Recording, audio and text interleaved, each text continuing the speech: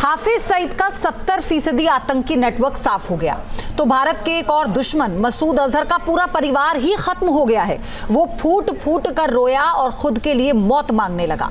आप भी देखिए, संसद से लेकर पुलवामा हमले तक मसूद अजहर की पूरी टेरर स्टोरी, इसके नेटवर्क का आज खात्मा हो चुका है।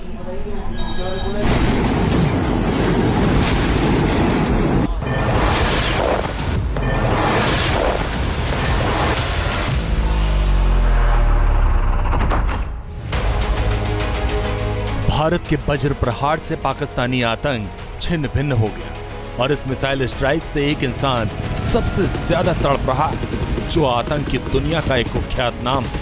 इसका नाम है मसूद अजहर।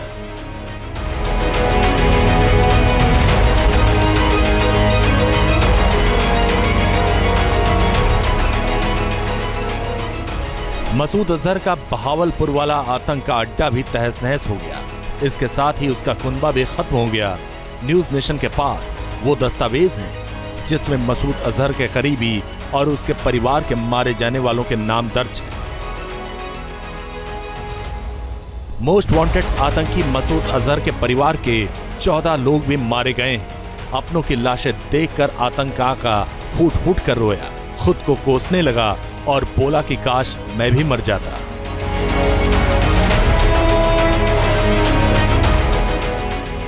आतंक का सबसे खूंखार नाम मसूद अजहर की जिंदगी अब मौत से भी बदतर हो गई है। आतंक की बंदूक से उसने जिस बहावलपुर में साम्राज्य खड़ा किया था, उसकी हालत देखिए।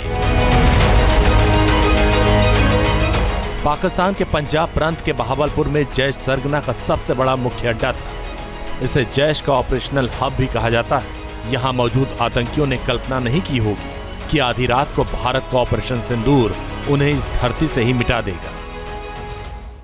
ऑपरेशन सिंदूर 22 अप्रैल को पहलगाम में हुए विभत्स आतंकवादी हमले के शिकार मासूम नागरिकों व उनके परिवारों को न्याय देने के लिए लॉन्च किया गया था।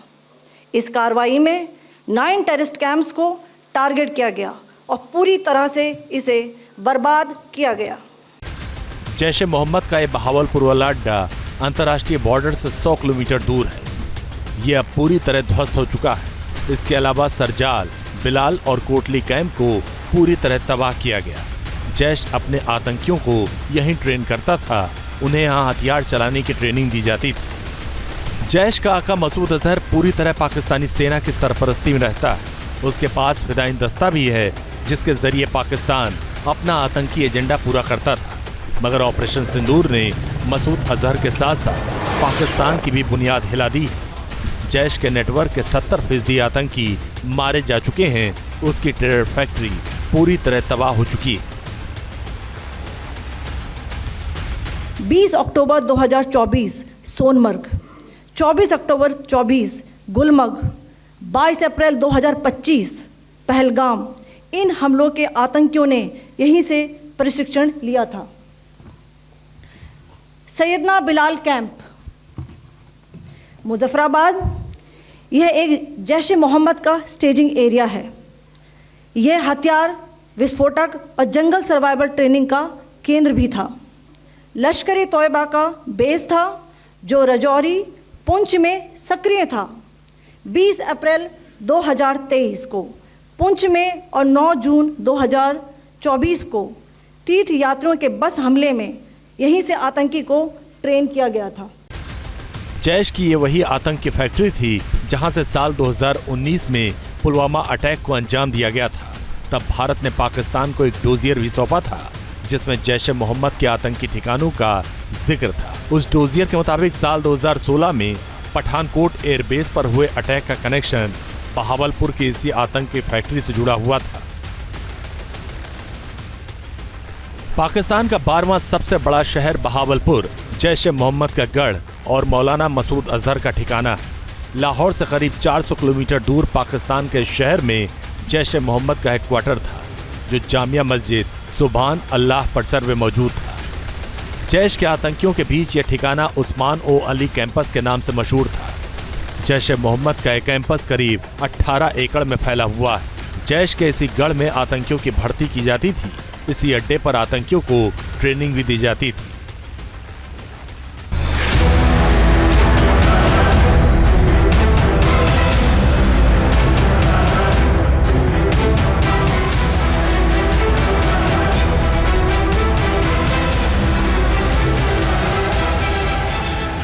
भारत ने जैश ए मोहम्मद पर साल 2002 में प्रतिबंध लगा दिया था, लेकिन इसके साथ ही जैश का आतंक और भी बढ़ता गया। मौलाना मसूद अजहर का यह आतंकी अड्डे धड़ल्ले से चलते रहे। पाकिस्तानी फौज की शह पर इसी ठिकाने से भारत के अंदर कई बड़े आतंकी हमले भी हुए।